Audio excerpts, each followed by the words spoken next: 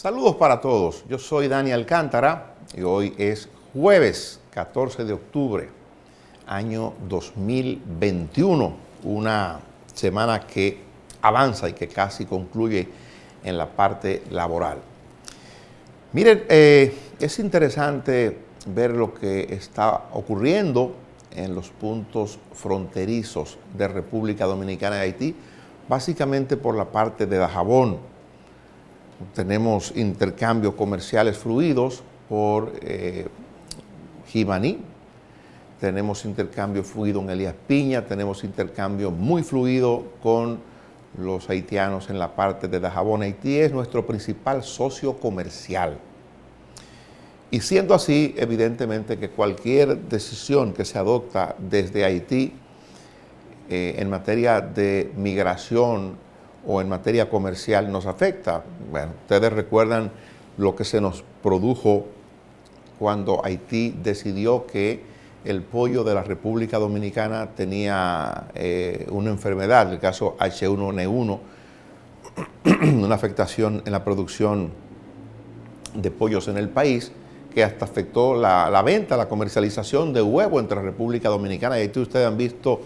las imágenes que se proyectan, se difunden con frecuencia, donde ciudadanos haitianos, básicamente mujeres, cargando una gran cantidad de cartones de huevos en la cabeza, cruzándolo hacia el territorio haitiano. Ustedes han visto las imágenes que también se difunden cuando los haitianos vienen al mercado en grupo, ese grupo, esa masa humana que penetra básicamente por la puerta para el mercado de Dajabón, lunes y viernes. Muy llamativo eso por la manera en que los haitianos de golpe se abre la puerta y los haitianos cruzan. Evidentemente que han estado cruzando y es lo que uno ve sin muchos controles durante un tiempo. A partir de lo de la pandemia se han establecido algunas medidas, yo diría que mínimas, porque ustedes ven hoy día cómo se ha estado produciendo ese ingreso, más del 50% de las personas entrando sin mascarilla. Bueno, ya ustedes saben, hubo una época cuando lo del cólera que obligó a que las autoridades de migración y las autoridades sanitarias establecieran un protocolo muy estricto para el ingreso de haitianos a la República Dominicana por la versión aquella de que el cólera nos había llegado a partir de una contaminación que había generado uno de los miembros de la entidad de Naciones Unidas, la MINUSTAH, que había ido a trabajar con el orden, con la estabilización a nivel de orden en Haití. Entonces, esto hay que decirlo para entender lo que está ocurriendo ahora. La República Dominicana está tratando de establecer controles estrictos para la llegada de haitianos a la República Dominicana, y entonces desde Haití se están quejando del maltrato, de los malos tratos que le están dando aquí en el país a sus ciudadanos. ¿Y qué cosa se ha producido? Bueno, el mercado se suspende, pero es normal que eso ocurra. La República Dominicana tiene el control de la migración, tiene la decisión de abrir o cerrar la puerta para hacer los mercados. Cuando eso se afecta a la población haitiana y se afecta a la población del país, porque ese mercado de Dajabón no es solo de Dajabón, es un mercado para el país. A Dajabón, por ejemplo, que es el principal punto comercial, he dicho otros puntos, pero el principal punto de comercio entre Haití y República Dominicana, ese comercio informal que se produce, que no ya el comercio que se da cuando le vendemos cemento, cuando le vendemos pollos en cantidades, cuando le vendemos algunos productos que consumen en Haití, que lo llevamos en camiones, y entonces ese es un tipo de comercio.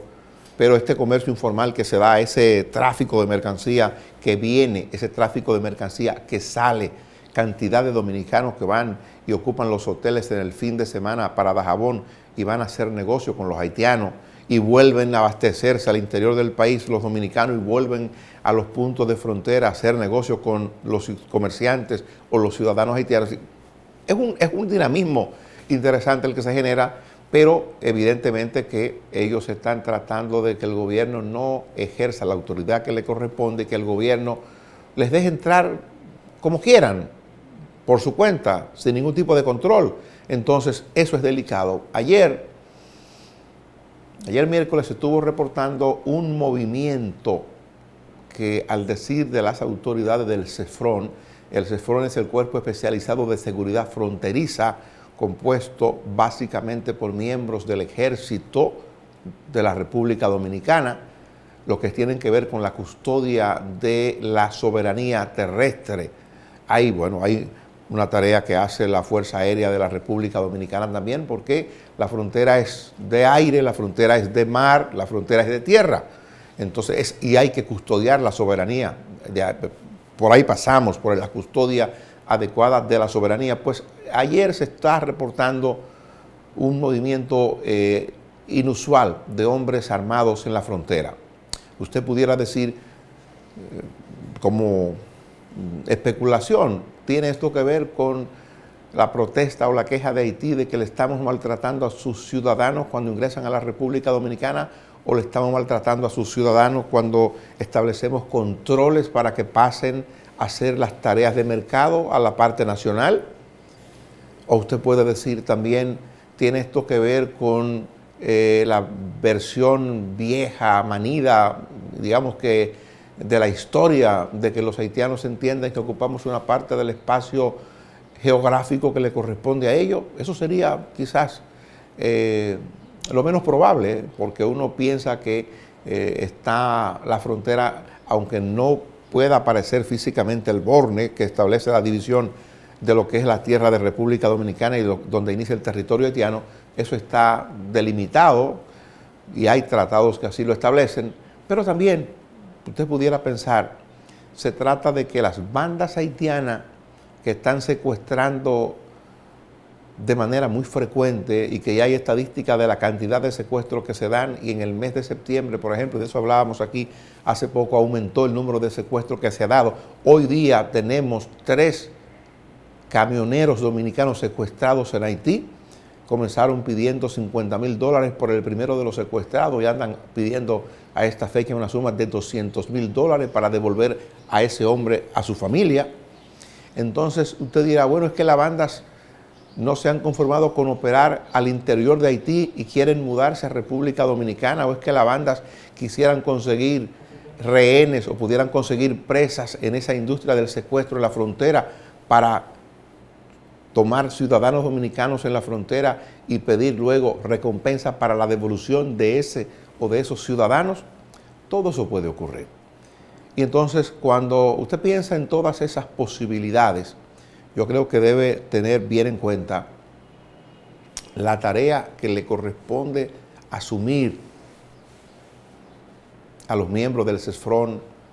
a los miembros del Ministerio de Defensa, que es la entidad bajo cuya égida están todas las instituciones armadas de la República Dominicana y que tiene como comandante en jefe al señor presidente de la República.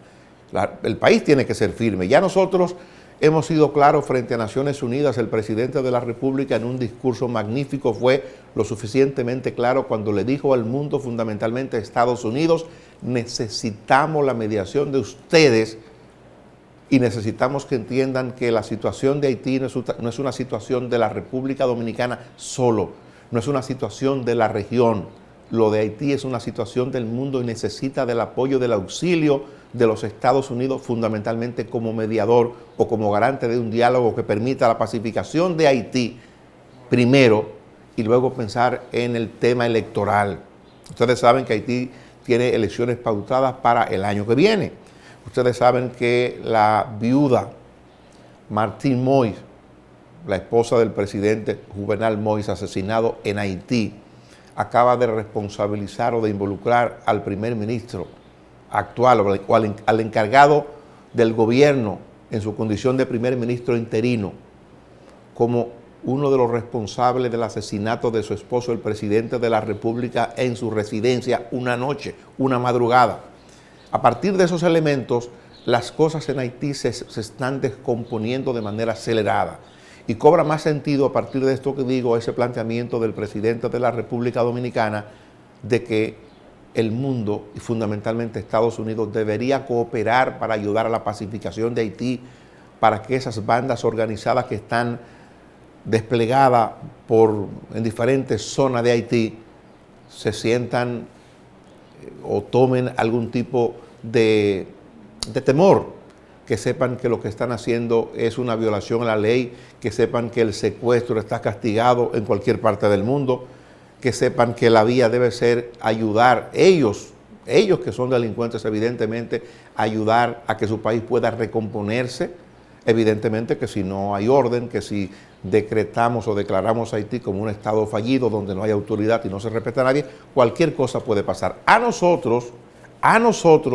nos toca como ciudadano dominicano y al gobierno dominicano como jefe de la administración del Estado, les corresponde hacer lo que está haciendo. El gobierno tiene que endurecer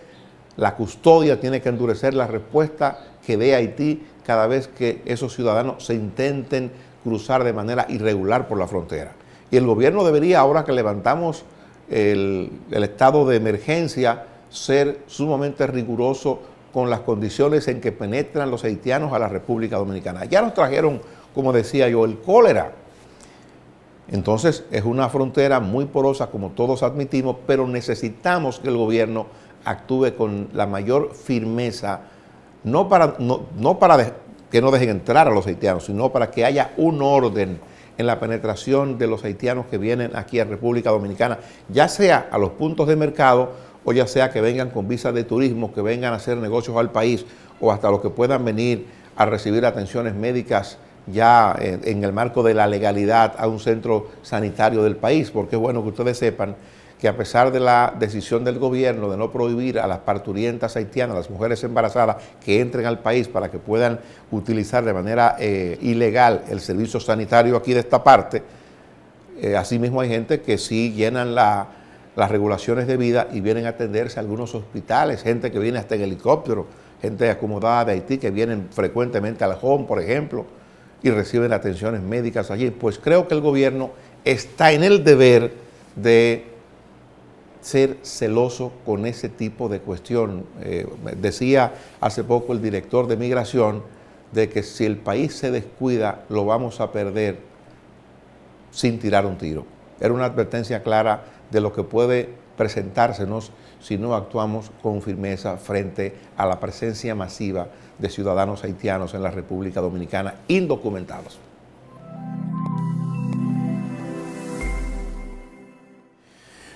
Miren, es bueno que ustedes sepan que este comentario que hacemos o estos comentarios, estas opiniones que emitimos para la plataforma de YouTube, para 14 TV, para EN Televisión, la hacemos en vivo en un horario que es en el que ahora ustedes nos ven. Está comprendido entre 11:30 y 12 del mediodía. Y hago la precisión por lo siguiente: para las 3 de la tarde del día de hoy, jueves 14 de octubre, está proyectado leer el dispositivo del primer tribunal colegiado del Palacio de Justicia de Ciudad Nueva, en la capital de la República. 3 damas componen ese tribunal y habrán de dictar una decisión o una sentencia, una resolución histórica. Histórica en cualquier dirección en que se produzca. ¿Y saben ustedes por qué? Porque habrán decidido, en la forma en que lo hagan, sobre uno de los casos, si no el caso más escandaloso que hemos tratado en los últimos años, caso de corrupción con implicaciones políticas. Es un caso en el que permanecen encartados 6 ciudadanos, uno de ellos Víctor Díaz Rúa, que fue ministro de Obras Públicas, director del INAPA en gobiernos de su partido, el Partido de la Liberación Dominicana, el abogado Conrad Pitaluga, una figura muy conocida en la comunidad jurídica, en el mundo del derecho, el ingeniero Roberto Rodríguez, que fue director del INAPA, fue miembro del Partido Revolucionario Dominicano, dirigente importante de ese partido, hoy día miembro importante del partido oficial, Partido Revolucionario Moderno, el ex senador Tommy Galán, que fue senador de su provincia, San Cristóbal, miembro y en algunas ocasiones presidente de la Comisión de Haciendas del Senado de la República, miembro del Comité Central del Partido de la Liberación Dominicana. El doctor Andrés Bautista García Mocano, productor agrícola, presidente del Senado de la República, fue presidente del Partido Revolucionario Moderno, del partido oficial hoy, del partido en el gobierno, dirigente importante de esa organización. El señor Ángel Rondón Rijo, un hombre del sector empresarial, del sector privado, a quien se le considera la figura central, la ficha clave en este proceso, porque según la teoría del Ministerio Público, Ángel Rondón habría sido la persona que recibió fondos de la constructora Norberto Odebrecht para transferir o para entregar esos fondos a un grupo de figuras en el Congreso de la República y en el gobierno central para aprobar primero los proyectos o los financiamientos de los proyectos que tenía Odebrecht y posteriormente para hacer gestión para que esas obras sean ejecutadas. Es decir, Ángel sería el centro de el caso a partir de que él había sido el responsable de sobornar, el responsable de pagar dinero tanto a senadores como a diputados para que aprueben en el Congreso de la República, en el origen de esto, ¿verdad? Para que aprueben en el Congreso de la República los proyectos que tenían que ver con financiamiento de Odebrecht, de la constructora Norberto Odebrecht. Finalmente, en el caso quedaron 6 imputados de 14 que eran originalmente. Una parte fueron excluidos y otra parte han quedado en medio de la situación hasta que en el día de hoy van a recibir la decisión del primer tribunal colegiado. ¿Por qué digo que es un caso o es el caso más emblemático de los casos que ha tratado la justicia, de los casos con este tipo de timbre, de corrupción? Porque aparentemente se quiso tratar o trabajar la parte política y da la impresión de que en el expediente o en la arquitectura para armar el expediente se tomó mucho en consideración la parte política. Por eso hay gente del PLD que se incluyó y todavía es el caso de Tommy Galán incluido ahí. Ahí está el caso de 2 figuras del Partido Revolucionario Moderno, Andrés Bautista García, Roberto Rodríguez. Ahí está el caso de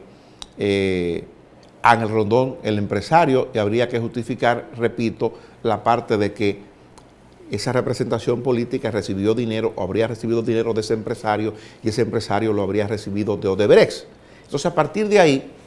el caso se hizo importante, el caso se hizo famoso porque además la espectacularidad con la que el Ministerio Público lo manejó. Nadie olvida aquel día en que el Ministerio Público se presentó con un aparataje, hasta helicóptero en algunos momentos, y se presentó con ese aparataje para apresar a los imputados en ese momento, a los sospechosos de ser responsables de la comisión de actos de corrupción a partir del dinero que habría entregado Odebrecht. Y esa espectacularidad lo llevaron al Palacio de Justicia después de sacarlo de su casa, un buen día para irse a la cárcel de Najayo, donde lo enviaron, lo pasearon cuando toda la prensa tenía sus cámaras encendidas y para que todo el país pudiera ver la magnitud del empeño de la justicia, esa gente lo pasearon como si fueran monos de circo hasta llevarlo a la cárcel de Najayo, donde finalmente guardaron prisión por 3 meses y días, hasta que se produjo una variación de la medida de coerción y están en libertad, o han estado en libertad hasta el día de hoy, dependiendo de lo que ocurra, porque una de las cuestiones que pide el Ministerio Público es la suspensión del tipo de medida que tienen. Y entonces suspender el tipo de medida y plantean entonces que vayan a la cárcel dentro del esquema que están planteando. Si finalmente resultaren culpables, bueno, hay un espacio para la apelación, eso va a la Corte y posteriormente pudiera llegar a la Suprema Corte de Justicia o hasta el Tribunal Constitucional. Lo que quiero decir con esto es, y yo creo que es el aprendizaje, no importa lo que ocurra, no importa si salen 3 en libertad o si quedan 3 en prisión, no importa si se arregla esto para que se pueda dictar una sentencia que le reconozcan como condena el tiempo que duraron en prisión o que tengan que hacer un tiempo más en prisión. no importa si le descomisan los bienes a uno o a otro. Lo que yo creo que es interesante y trascendente es la manera irregular en que este caso fue tratado. Y lo digo por lo que ocurrió para entonces, y lo digo para lo que puede ocurrir mañana. Contra esta gente se cometió mucho abuso. En ocasiones el Ministerio Público, la Procuraduría General la Procuraduría General y lo que tiene que ver con el Departamento de Persecución de la Corrupción se negó a entregar documentaciones fundamentales para articular la defensa de los imputados. Hubo que elevar recursos de amparo para que se obligara al Ministerio Público a entregar hasta interrogatorios que le practicaban a los imputados o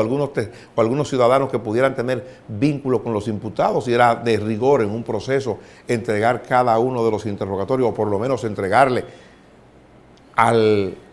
interrogado una copia del interrogatorio del que había sido objeto. Hasta eso se negó en ocasiones. Me llama mucho la atención que en una oportunidad en que al señor Marcelo Hock, representante, el último de los representantes que ha tenido la constructora Norberto Odebrecht en República Dominicana, y a este hombre se le interrogó, según lo que informó el Ministerio Público a la salida del despacho del procurador. Él había indicado que el señor Ángel Rondón había recibido 92 millones de dólares y que lo había distribuido como soborno aquí en República Dominicana. Cuando el señor se entera, al salir de ahí, que el Ministerio Público está divulgando la versión, él convoca un encuentro con periodistas para decir que no ha dicho eso y decirle a los periodistas cuál era la versión real que le había ofrecido. Y la versión real que le había ofrecido era de que él no tenía constancia ni información de que se hubiese dado dinero para soborno en el país. Era lo que él decía en ese interrogatorio. Los abogados de la defensa de los imputados solicitaron entonces, y el mismo Marcelo Hock solicitó una copia del interrogatorio. Hubo que ir a un tribunal para que ese documento se entregara. Finalmente no se entregó, y así hubo negación de derecho para los ciudadanos que estaban siendo imputados. Ahora, casualidad de la vida, el procurador de entonces está elevando un recurso ante la Corte de Apelación de la Cámara Penal de la Suprema Corte de Justicia, alegando que a él se le están violentando sus derechos fundamentales y que se le está violentando con él el debido proceso, y está pidiendo la variación de medida. Hoy día se le conoció o se le otorgó 18 meses de prisión como prisión preventiva, como medida de coerción. Hoy día el Procurador General de la República está invocando violación de sus derechos fundamentales y violación del debido proceso para que le pongan en libertad o para que le cambien la medida de coerción. Y digo yo, oh cosa de la vida, oh cosa de la vida. También hoy se está haciendo lo mismo que hacía Jean Alain. Y yo digo, todo sirve para aprender, todo sirve o debe servir para aprender. Quiera Dios y que en el futuro esto no se repita contra nadie.